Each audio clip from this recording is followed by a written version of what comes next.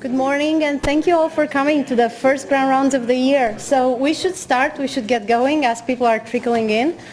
My name is Andrea Seritan, for those of you I haven't yet met, and it is my distinct honor to introduce our grand round speaker today, Dr. Bruce Miller. Dr. Miller holds the A.W. and Mary Margaret Clausen Distinguished Professorship in Neurology. He directs the UCSF Memory and Aging Center and co-directs the Global Brain Health Institute. He is the principal investigator of the NIH-sponsored Alzheimer's Disease Research Center here at UCSF, and also the program project grant on frontotemporal dementia. In addition, he helps lead the Tau Consortium and the Bluefield Foundation. These are collaborations focused on developing treatments for tauopathies and progranulin-mediated forms of frontotemporal dementia, which I'm sure he'll explain more in a moment. Dr. Miller is a behavioral neurologist who studies the underlying mechanisms of neurocognitive disorders and is a world-renowned expert in the diagnosis and management of dementia. He has been featured in Fortune magazine, the New York Times, 60 Minutes, the Charlie Rose Show, and the PBS NewsHour. He has co-authored or authored more than 800 publications and written and edited multiple books, including The Human Frontal Lobes, The Behavioral Neurology of Dementia, and Frontotemporal Dementia.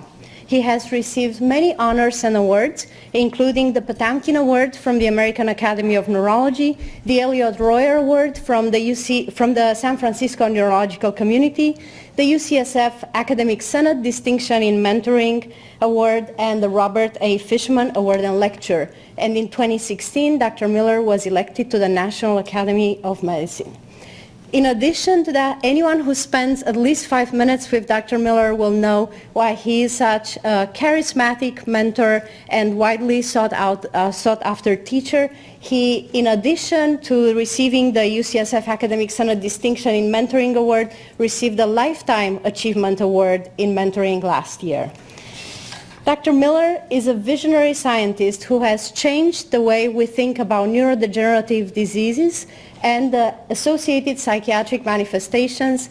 And without further ado, I'd like you to welcome him together with me. Dr. Miller.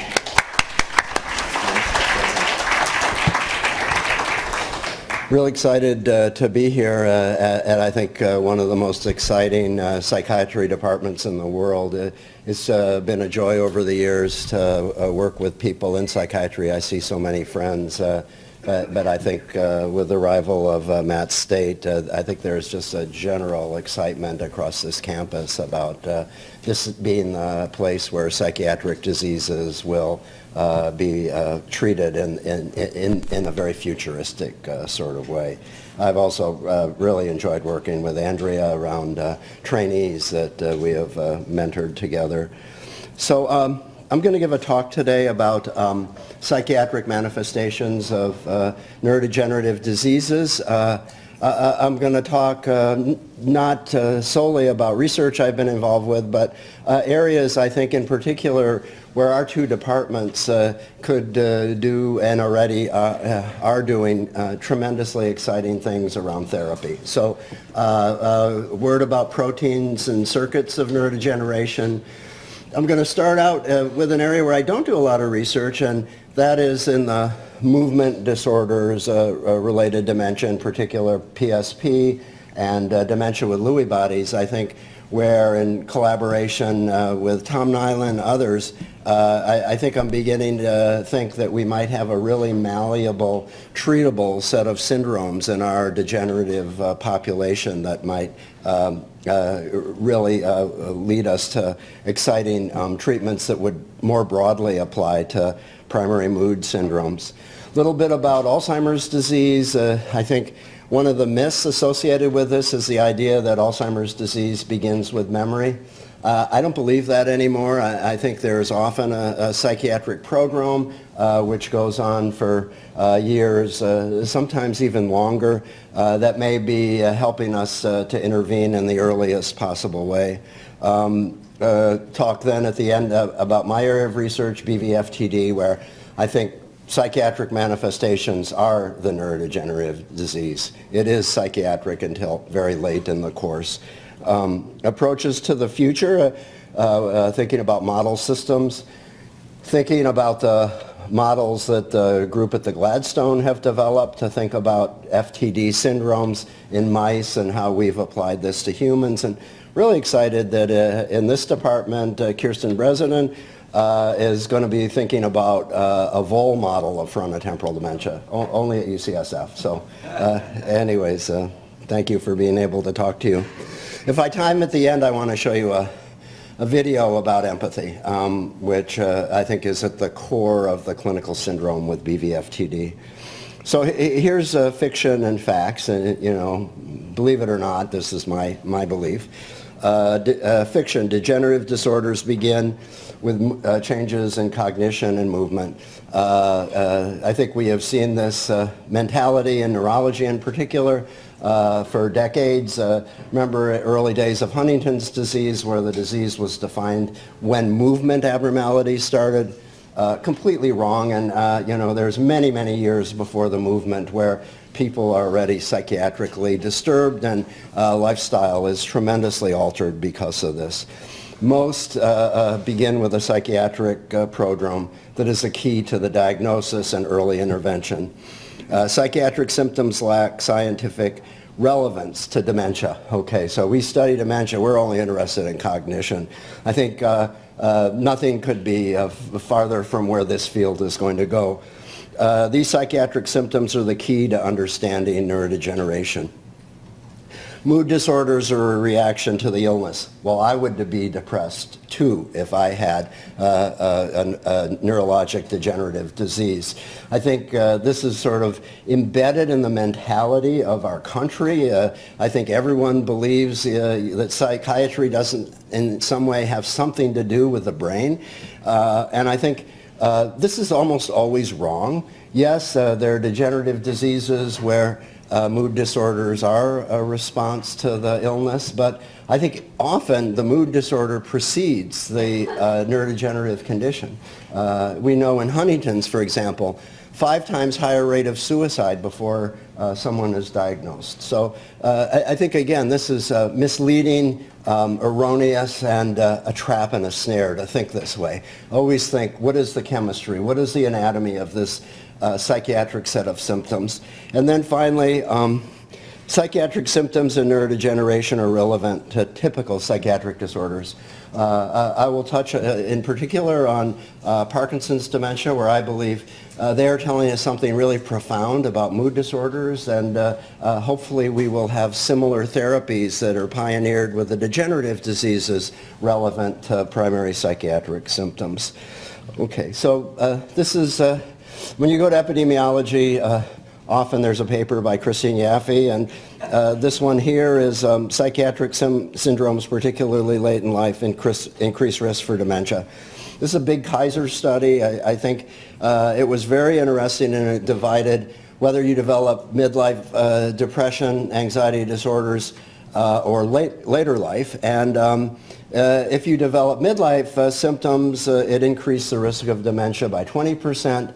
Late life, 70%. So I think this is something in our neurology clinics that we think about all the time. When someone comes into us at age 60 with a new onset anxiety disorder, I think my assumption is often, when is the Parkinson dementia going to emerge? So I think this forces us to think in a very different way about etiology and treatment of psychiatric symptoms. And I think this field is really just beginning.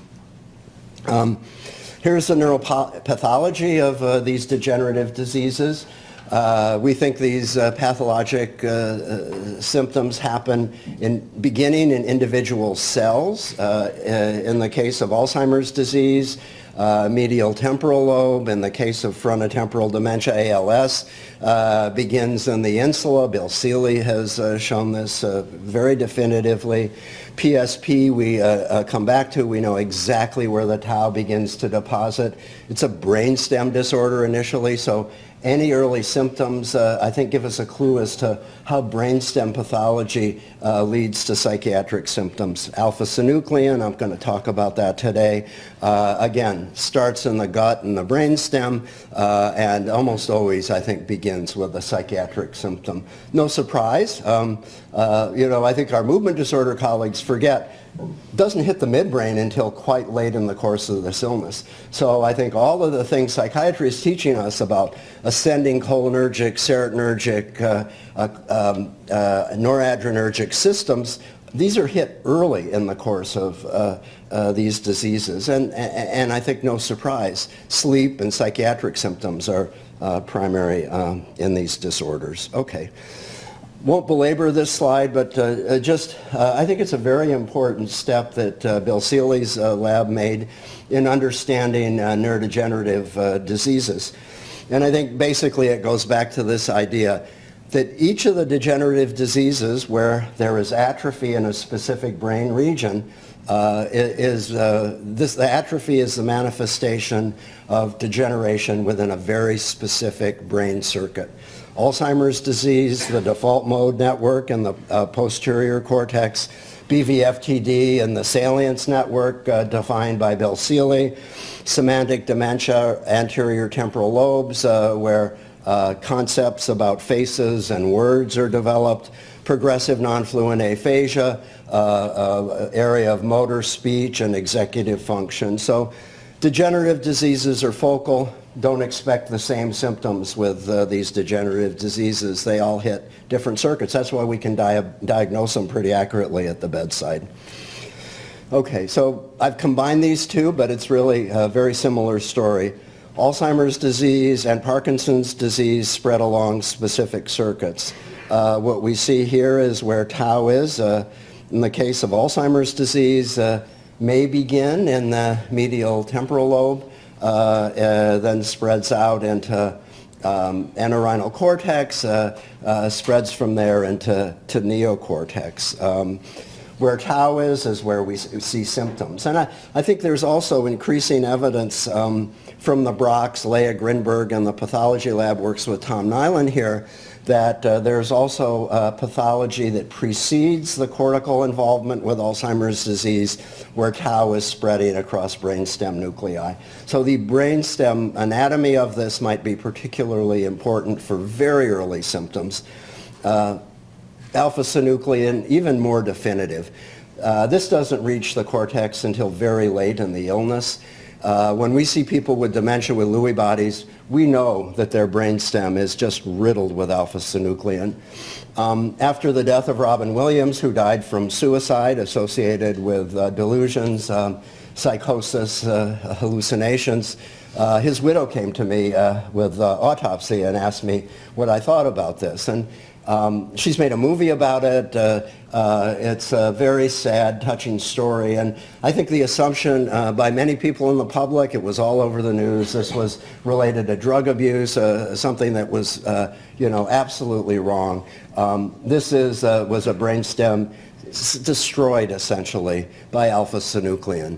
And I think all of these new symptoms that Robin Williams never had in his lifetime came out of the degeneration of the brainstem systems. And I think thinking about each individual symptom that he had, and people like Robin Williams, hero in my eyes, tells us a lot about what these nuclei in the brainstem do and how they relate to psychiatric disorders.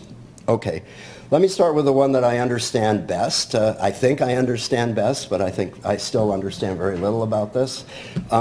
This is progressive supranuclear palsy.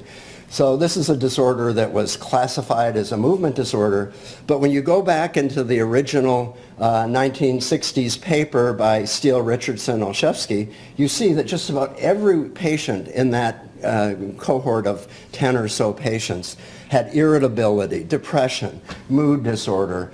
They didn't get the sleep, but Tom Nyland has, and I'll say a word about the research he's done around this. And I think increasingly we realize that this is a disease that just spreads, like all these diseases, in this case methodically, up brainstem circuitry. Cerebellum, dentate gyrus shows functional abnormalities, all sorts of extensive abnormalities in the dorsal midbrain, basal ganglia, and eventually affects subcortical frontal circuitry. Late in the disease, we get some frontal pathology, but almost throughout this is a brainstem disorder. Marty Albert, around 1970, said, this is a subcortical dementia. This is a dementia where almost all the pathology is caused by disconnection of brainstem frontal activity. He was absolutely right. I think it was probably the best example of this. We now know with PET that the same nuclei that Bill Seeley and Raquel Gardner showed were disconnected from prefrontal cortex show abnormal deposits of tau. So we think you can track this meticulously, methodically up the circuitry, and I think eventually we'll be able to understand it at an individual, personalized level why someone is sick related to, psychiatrically related to where the tau has aggregated. This has been the hardest paper we've ever had to get into a journal. I'm just shocked. But anyways, I think it's a good paper. And I think it exemplifies a principle that I'm talking about. So we have a program project grant that includes studies of patients with progressive supranuclear palsy. And we looked at the geriatric depression scale. This is patient describing how they feel. I think it's pretty accurate. These are all early cases of these different degenerative diseases. And you can see that the most depressed from the personal point of view of all our dementia cohorts, this doesn't include alpha-synuclein, which I think is even more depressed, but was progressive supranuclear palsy. The other things that we noticed when we looked at the data set is a lot of these people were depressed very early in the course of the illness. Sometimes it preceded, or I should say often it preceded changes in mood. Kate Rankin, Susie Chadeau tried to get a sense of what sort of symptoms these people were reporting. And the PSP had a certain type, a phenomenologically different type of mood disorder with their disease. They were profoundly dysphoric, hopeless, socially withdrawn in particular, worry not quite as bad, and cognitive concerns not quite as bad. So I think one of my wild hopes, and I think it's a hope of the field, is that someday, based on the phenomenology of a mood disorder, we might get at the anatomy of it, the physiology of it, and have specific therapies based upon the symptoms. So the other, I think, really important work that has come out of this that Tom Nyland led, Tau Consortium was started by the Rainwater family individual. Richard Rainwater said, find a cure for my illness, which we diagnosed as PSP, and help future generations. So the children of Richard made me aware that the most disabling aspect of his illness was a sleep disorder. They said he cannot get to sleep, he complains that he can't get to sleep, he wakes up at night, and one of the kids did actigraphy on the dad, and indeed he could not get to sleep.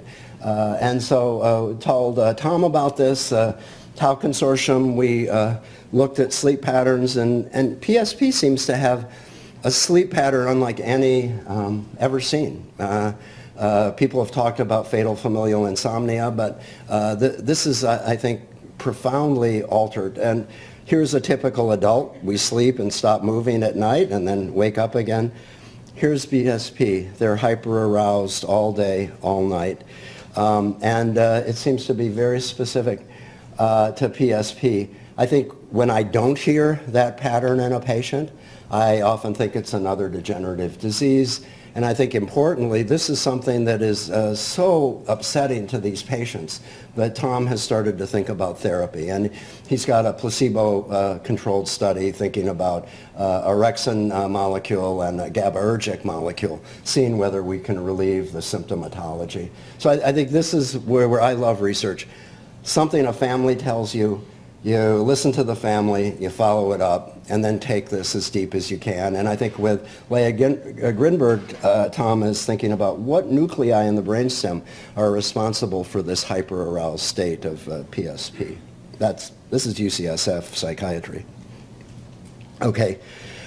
This is also UCSF Psychiatry. This is Andrea's work with the movement disorders program. Admittedly, and she was the first to tell me, this is a slightly skewed group. If you get Parkinson's and you get DBS, you may be a different group of people. But I still think this is a very important study that tells us a lot about mood and anxiety in alpha-synuclein. So these are people who were seen by Andrea, each one of them seen by her, given a skid, thought about their anxiety disorder, their depressive symptoms. And the punchline for this was that in the Parkinson's patients, there was often a late life onset of anxiety or depression. To me, that's the disease. That isn't a mood disorder that causes the disease, probably not. It isn't a mood disorder that reflects awareness of the illness. This is the prodrome of alpha-synuclein hitting specific brainstem nuclei, causing this mood disorder. Here's some of the data that Andrea shared with me. And she looked at general anxiety disorder versus mood disorders and in these Parkinson's patients. And the punchline is these people develop mood and anxiety disorders way later than the typical depressive patient or the typical anxiety disorder.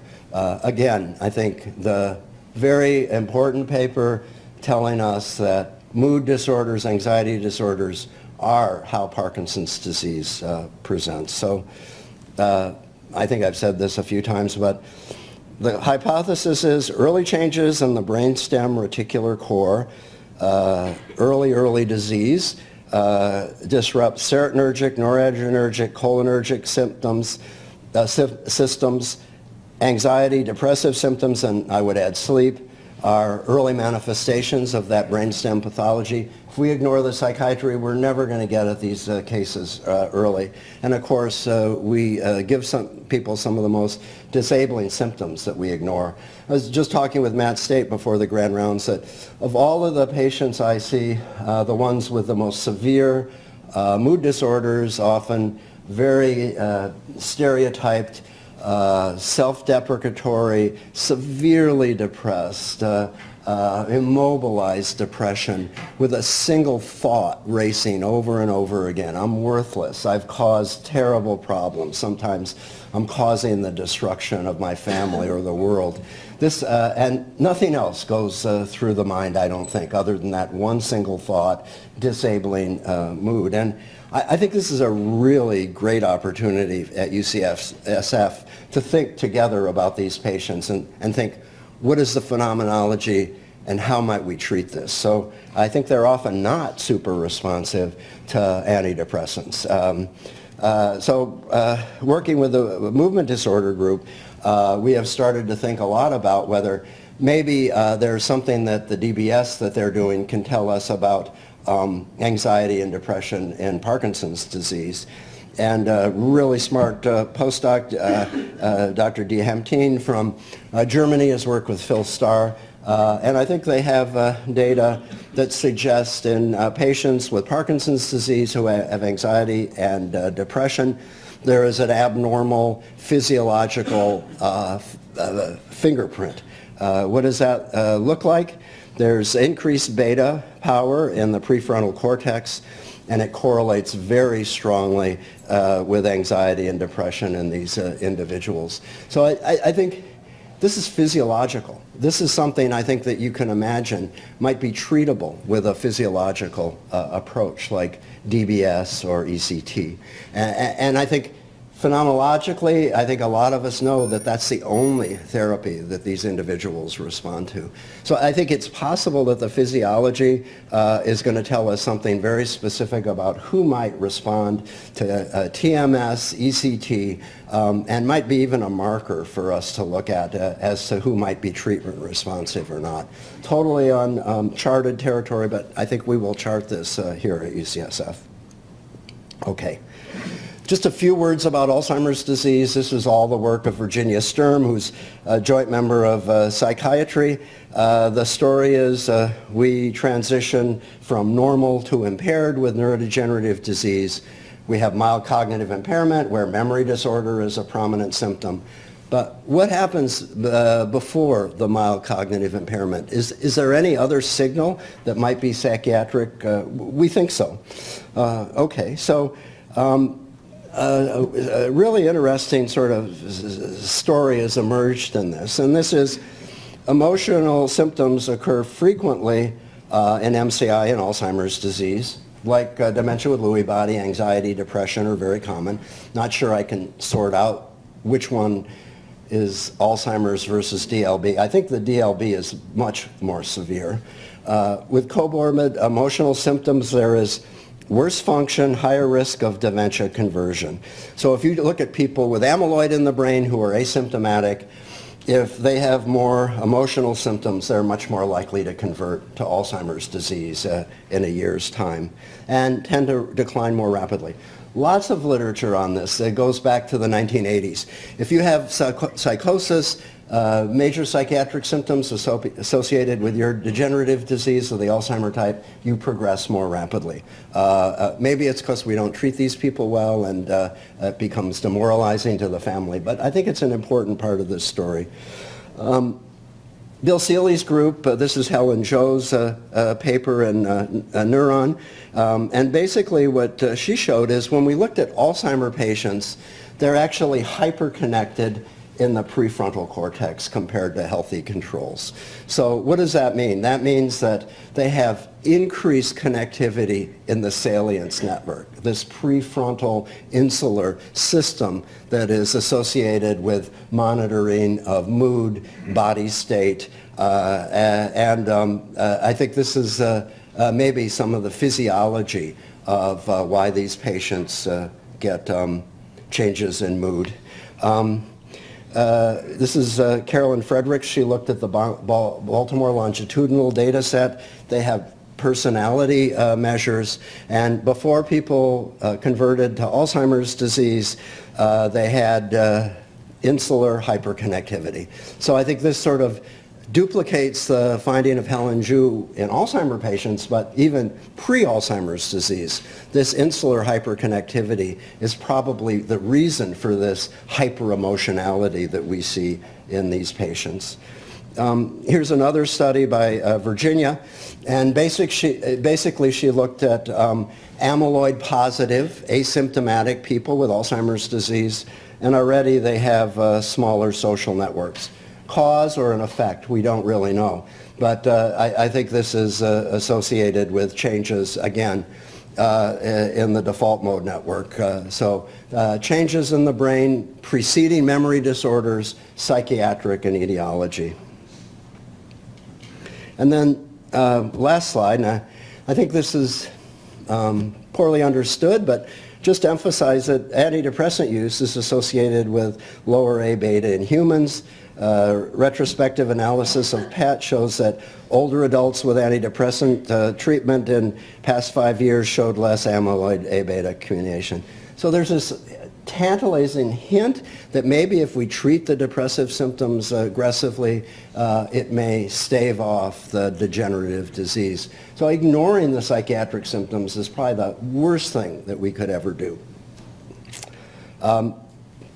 Okay, just a little bit about Lewy body, frontotemporal dementia. So this is a psychiatric disorder. It begins with psychiatric symptoms.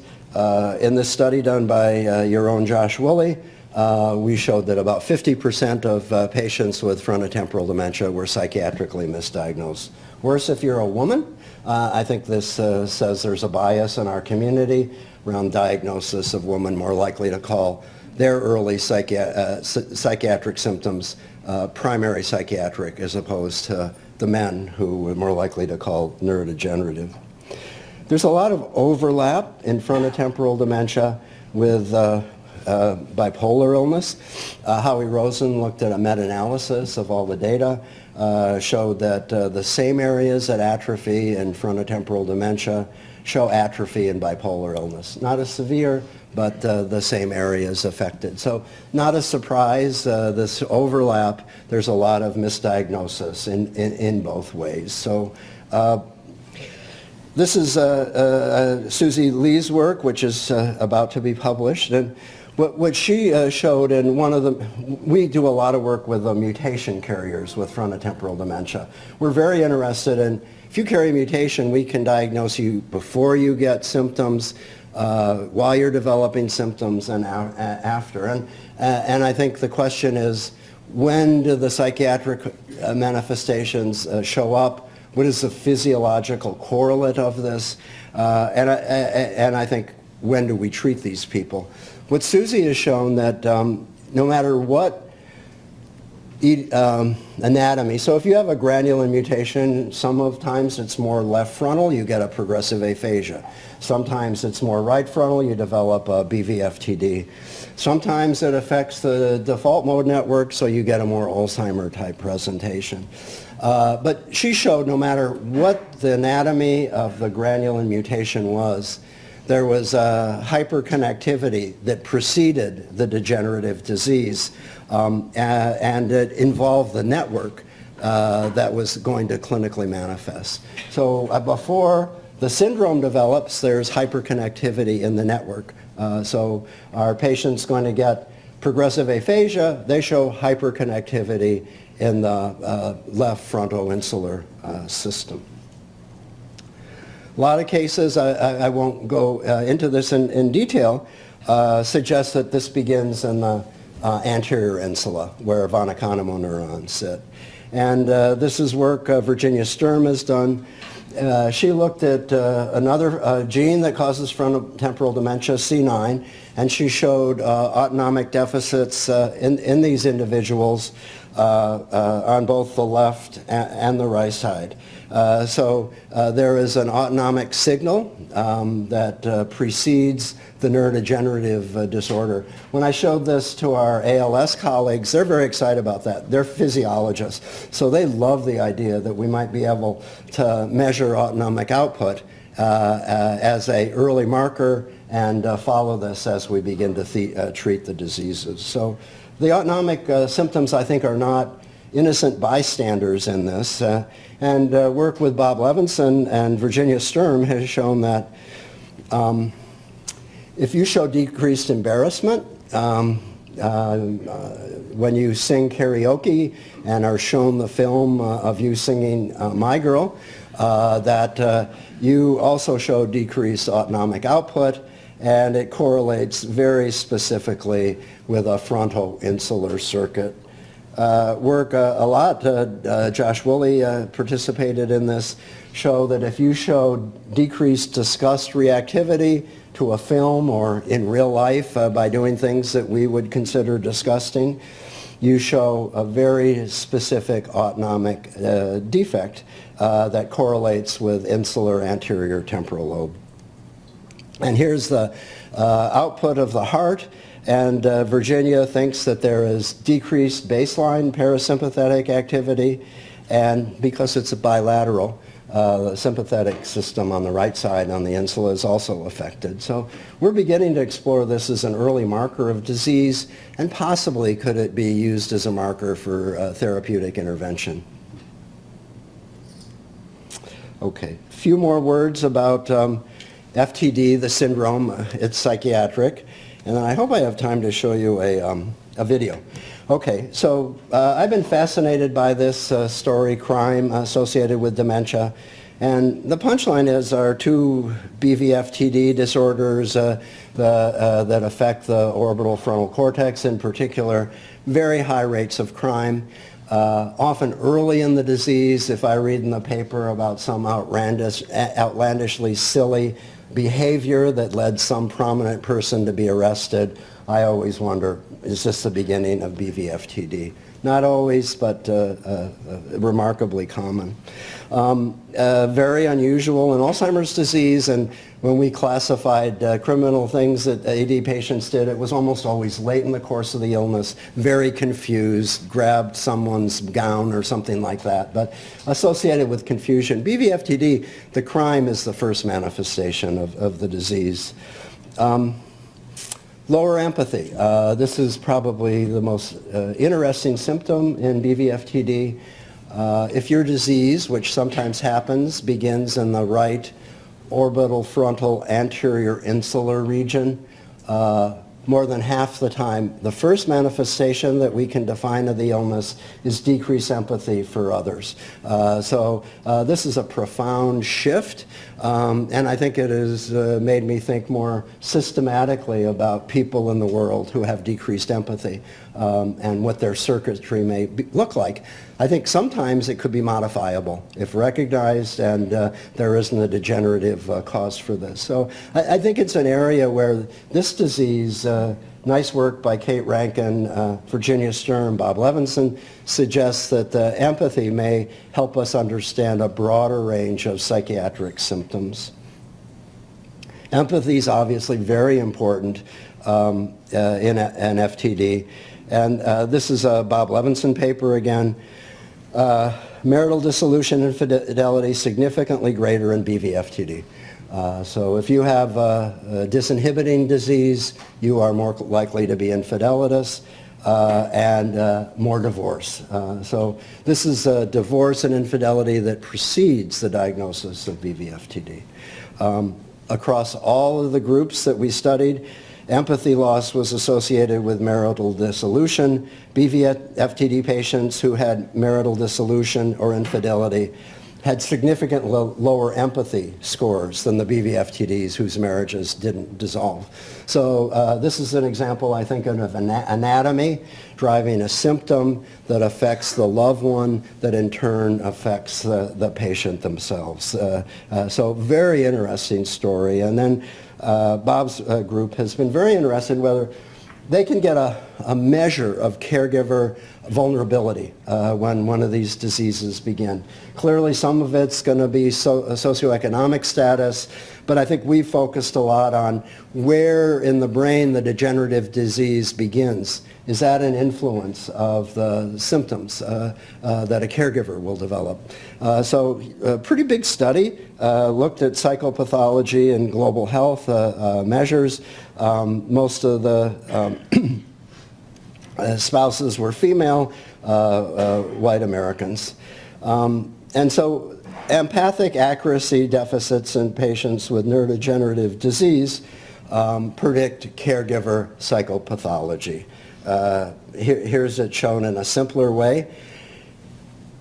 Patient brain was a predictor of caregiver psychopathology, caregiver health. So we can tell you, based on where the anatomy of our patients is, how well the caregiver will do. One of the big correlates of this is empathy. Here's a continuation of this study. These are the brain areas associated with worse caregiver health. No surprise, anterior insula, orbital frontal, some dorsal and anterior frontal regions. So not trivial where a patient's illness begins. And I think these are caregivers that need special help, special attention, and I think who we can protect from their own diseases by recognizing the patient's symptomatology. Okay. Last few slides just says that we can model this in animals. I think this is the idea that animals tell us something about a disease that translates back to humans, but let's not forget what happens in humans when we think about what the animals can tell us as well. So this is a project grant, a consortium that was funded by philanthropy, where when the progranulin mutation was discovered, and this is area I think Kirsten Brisendine's going to make huge impact, thinking about what are the earliest manifestations of this disease, how do we model it in mice. We now have really good mice who show social deficits very early on in the course of the illness.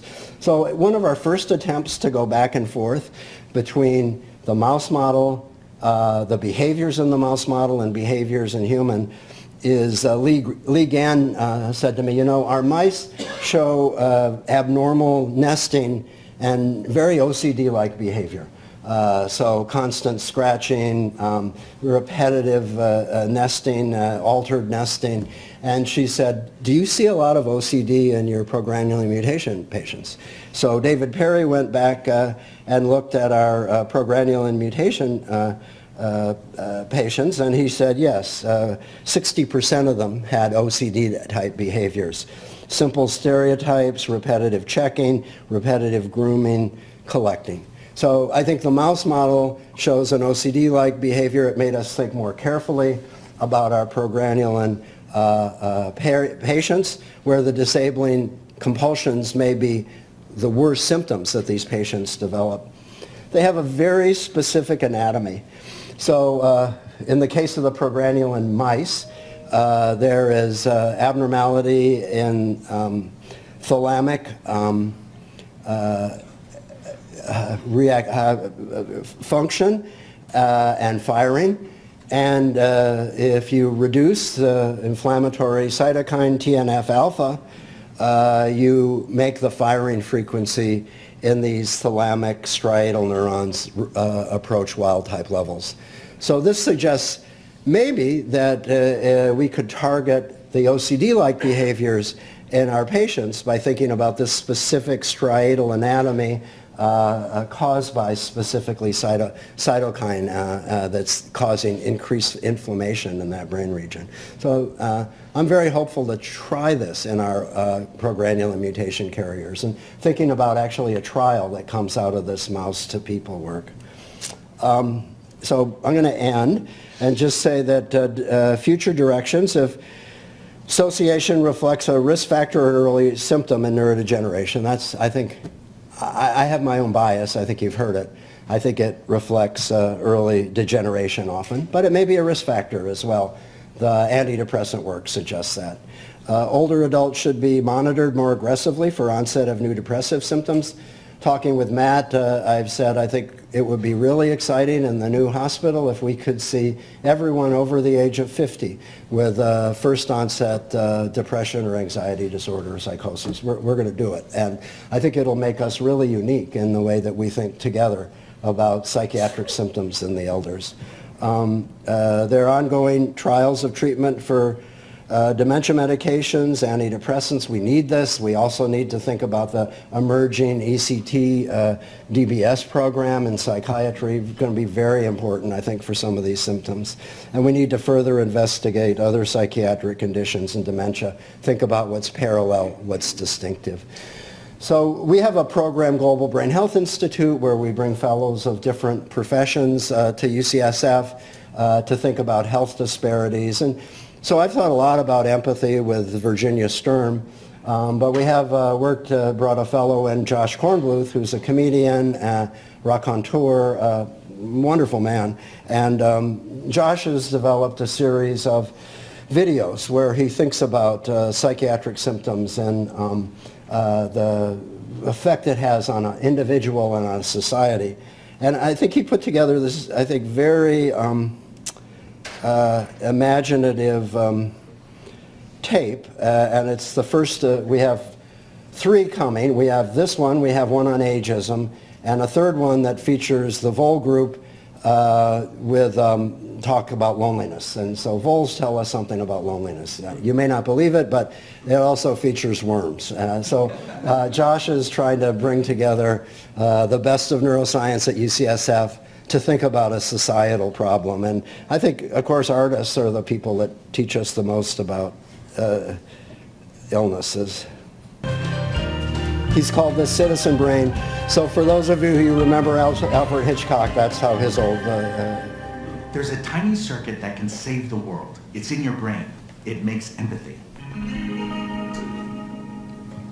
Now, we desperately need that circuit these days, since we're facing enormous challenges that require all of us to work together to solve them, and empathy is what allows us to get along with one another. But just now, when we need it the most, we're actually losing empathy. There's an empathy gap, and people are noticing. Empathy. Empathy. Empathy. The best companies can, quickly empathize. That's the essence of empathy. We've always had that segment of society that lacks empathy. Sarah Conrath at Indiana University has done a study showing that American college students have been getting less and less empathetic, with the sharpest drops coming since the year 2000.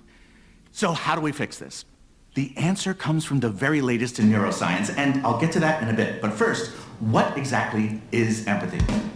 Empathy is when you imagine what it might feel like to be in someone else's shoes. This can be really hard to do. Like, for example, right now, I'm in my wife's shoes. And it feels really awful. Gotta switch to sensible pumps. We humans have been empathizing since, well, before we even had shoes. Compared to other animals, we weren't so good at doing things like leaping or having claws. We survived because we had this one superpower.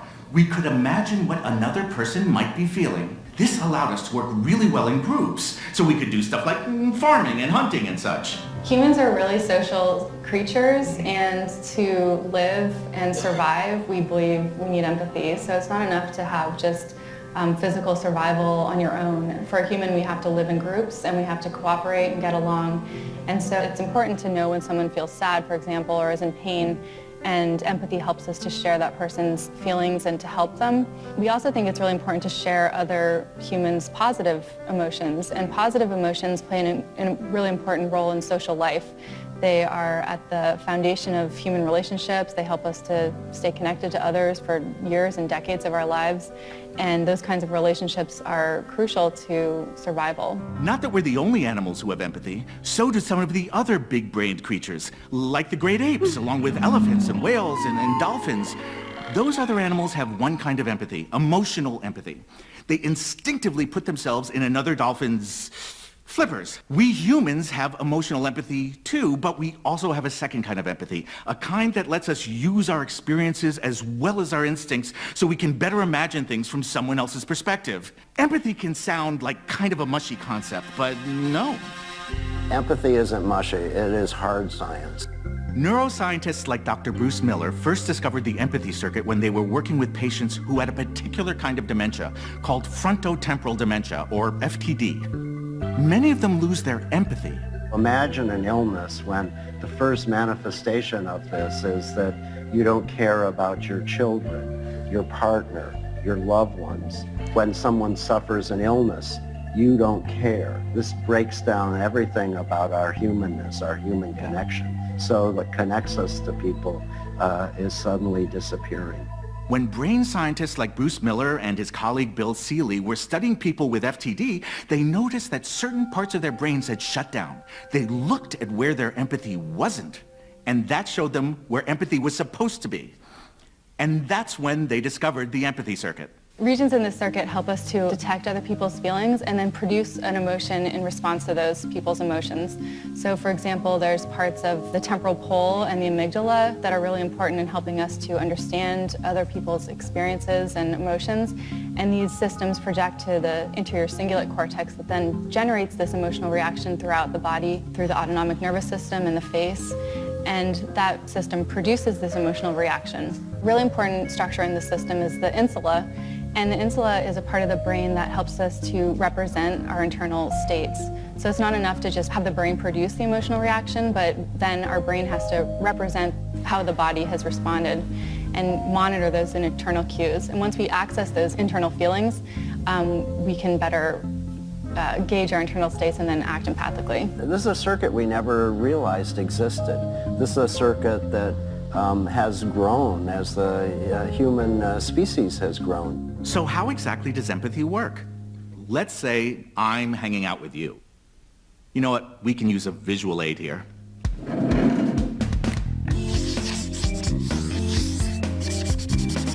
Could you just tilt your chin just, yeah, like, no more. And let's say I start to get upset. Now you start to empathize. You pick up on my emotion and you start reflecting it. And not just in your brain. The more you empathize, the more your whole body can get in sync with mine. Facial expression, heartbeat, breathing, posture. Now you go further. You try to comfort me because you're obviously such a cool person, and it works. But what if you don't empathize with me? Wow, and I thought you and I were buds? And what if it's not just you and me? What if it's a whole lot of us? Well then, eventually our empathy circuits will actually start to get weaker, and we might become less empathetic to the next person we encounter. We retreat to our own little groups, our family and friends, the people we consider us as opposed to them, and everyone outside of that group becomes the other. Society breaks down. The collective empathy circuit is broken. And we don't know why, but we start to feel off. It's because we're not connecting to our fellow humans. We want to reach out, to empathize. It's in our nature. But our empathy circuits are weak.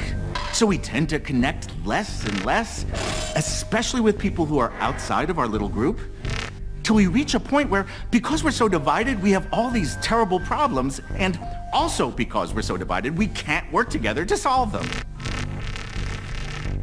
Okay, now that I've completely bummed you out, here's the good news. We can fix this. We can actually strengthen our empathy circuits. If you're old like me, you probably remember 8-minute abs. And just crunch right up. My feet are on the ground. Well, there's a simple exercise you can do every day to strengthen your empathy circuit. You could call it 8-minute EMPS. You know, EMPS for empathy. I'll work on it. The exercise begins when you realize you're feeling a negative emotion towards someone. Like, let's say you're online at the supermarket and I cut you off. This makes you angry, and you realize that's what you're feeling. So now here's what you can do. First, take a deep breath, or two. Next, use your imagination to try to figure out why I was so rude to you. Maybe I just found out that my mom needs surgery. Maybe someone was just rude to me. You don't have to guess the right answer. I mean, usually you won't be able to. But just trying to imagine how I'm feeling and why will strengthen your empathy circuit. And when I pick up on your empathic vibes, then I might start building up my own empathy circuit. And then these waves of empathy can start to spread. In a culture or in a society, empathy does emanate out from individuals. Those kinds of feeling states could rapidly be transmitted across people, communities, states, countries. We don't have to love everyone. I mean, we can't. But we can almost always empathize with them. It starts with just a small leap of imagination between you and me. And then it spreads in more little leaps and more till it all adds up to one enormous leap, so powerful that it can solve seemingly insurmountable problems. It seems like it's not just like a cool thing or maybe a fun thing to learn about how your brain generates empathy and what the empathy circuit is, but it actually is an important thing. It's like an important thing as a citizen or as a parent or... It's the most important thing. Wait, say that again? It's the most important thing, to be empathic. When you see people with frontotemporal dementia, they are alone. They are isolated. And you can imagine a country losing this circuit. They will become isolated. They will become alone. And conversely, you can imagine what happens to a person who cares about others, who connects to other people. Their world gets bigger, richer. So brain science can help us to save the world. It can help us to save humanity. I think we must unite. There's so many things that threaten humanity that will make things worse if we aren't united, if we don't work together.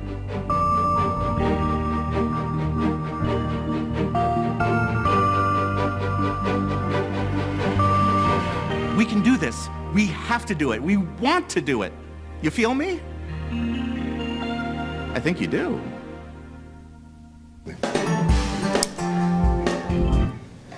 Okay. So, Josh Kornbluth, when he came to Memory Aging Center, he naively says, I think you guys are hiding something. Neuroscience can change the world. You have to tell this story. And he's trying to tell the story. The loneliness video, which features Dev and Kirsten, will be out this next week or two, and we'll make sure you get a copy of it, all of you. And so thanks for the chance to be here.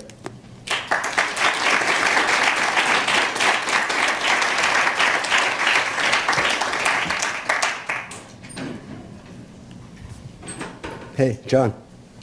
Causes the hypersynchrony in these disorders. To hypersynchrony in the frontal cortex. Yeah. What causes, I think he said?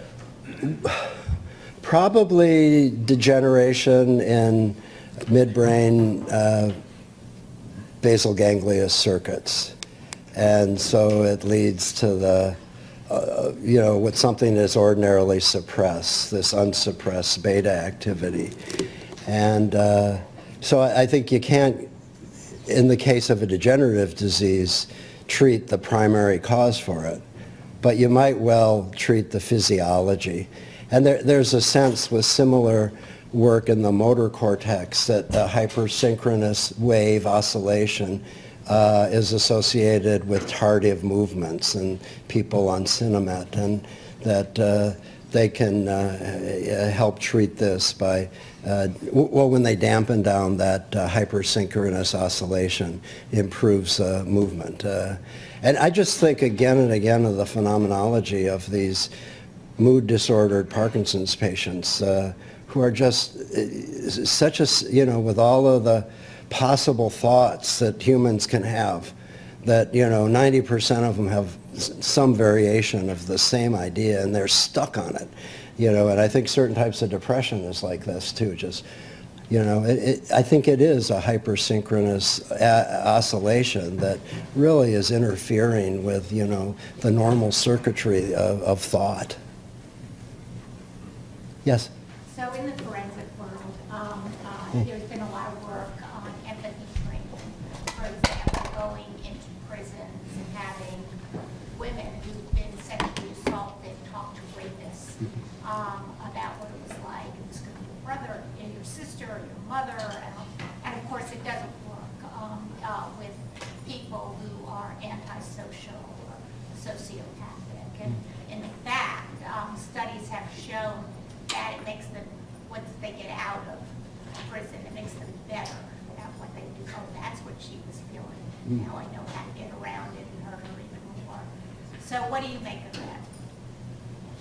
I mean, I think changing the empathy circuit in BVFTD patients is going to be really hard because it's degenerated. But if these are physiological changes, I think a systematic programs that work on a symptom in someone who has that circuit there but not being used could be very, very important therapeutically. And I think whether it's Adam Ghazali's work that's going to go on in the new building, this sort of important work that Renee's describing, I think there are many ways of getting at the symptom. But I think understanding the underlying cause and physiology is going to be very helpful. There may well be a physiology that we can measure in these prisoners that you're talking about, which I think would also be very important. Hey, Chris? Yes, I think that there's cerebellar degeneration in these neurodegenerative disorders, like C9, and I'm just wondering, what can we learn about the contribution of the cerebellum in psychiatric disorders and these neurodegenerative disorders? Yeah, it's a great question. So Jeremy Schmallman at Harvard was just methodically track the connections of cerebellum to different brain regions, including prefrontal cortex. And I think in the course of his work, he had developed theories about how psychiatric disorders might be manifested by defining the circuit of the cerebellar disorder. I think it's a really important question. I don't think anyone has systematically done this properly. But I think I have anecdotal experiences. A woman who worked here at UCSF, high-level executive, just phenomenally effective, who had a small hemorrhage in the medial vermis of the cerebellum, and emotional changes, the most hyperactive, depressed syndrome that I was convinced was due to this vermian, hemorrhage. But I think I've been really disappointed in the field's effort to think about psychiatry of this. I know Bob has thought about this in autism. Bennett, Young Shin know a lot more about this than I do. But there's certainly an anatomic signal of cerebellar dysfunction. Thoughts about this, Young Shin? Yeah, Bob? You're talking about this made me think about dyslexia and how some people with dyslexia are particularly gifted at empathy. Some people had said maybe that's a compensation for other skills that they don't have, or maybe that's some special ability. And since you know a lot about dyslexia too, I wonder if you have any thoughts. I mean, another one of the most difficult ever papers to get accepted. is a really good paper. Bob is on it. It's about our dyslexic kids who show increased sensitivity. They function higher in all of the emotional spheres that Virginia has measured. And people hate this idea. It's just been wallowed. But I think, our own inherent circuitry is very important in terms of what we do poorly and what we do well. And I think my teacher, Frank Benson, always said, we think a lot about reading in dyslexia, but why don't we think about visual spatial skills, emotional skills, because that's where these people ultimately are going to make their biggest impact. And I think in so many ways he was always did you meet Frank at UCLA? Yeah. He was a phenomenal man.